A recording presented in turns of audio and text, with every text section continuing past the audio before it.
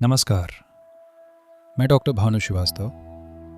आज हम एक ऐसी क्रिया को समझेंगे जो दिखने में साधारण है, लेकिन इसके भीतर एक गहरी आध्यात्मिक और ज्योतिषीय बुद्धि छिपी है।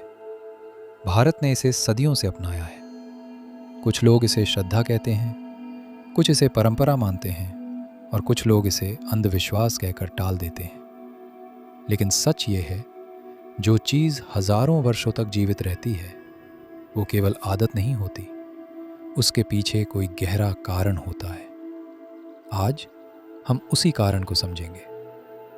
सुबह जब सूर्य निकलता है, किसी छत पर, किसी नदी के किनारे, किसी मंदिर के बाहर या किसी शांत स्थान पर, कुछ लोग हाथ में जल का पात्र लेते हैं, सूर्य की ओर देखते हैं और जल की एक पतली धारा अर्पित करते हैं। दृश्य साधारण है, लेकिन इसके भीतर असाधारण रहस्य है। सूर्य को जल चढ़ाना केवल पूजा नहीं, ये जीवन को साधने का वैज्ञानिक, आध्यात्मिक और पंचतत्वीय तरीका भी है।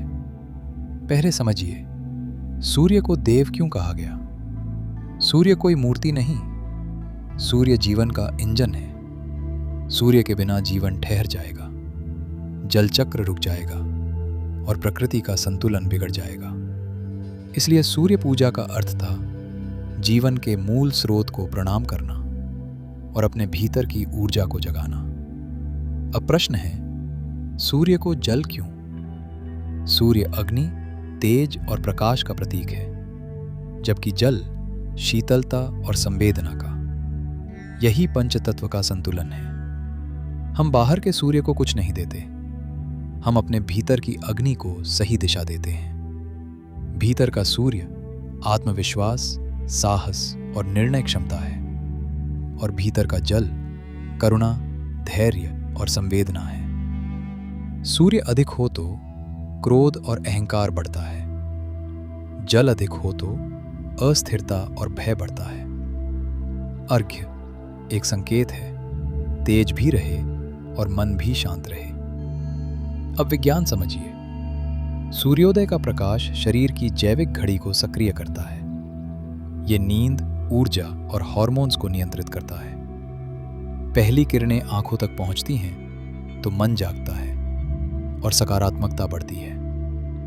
जल की पतली धार प्रकाश को नियंत्रित बनाती है और दृष्टि पर सौम्य प्रभाव देती है।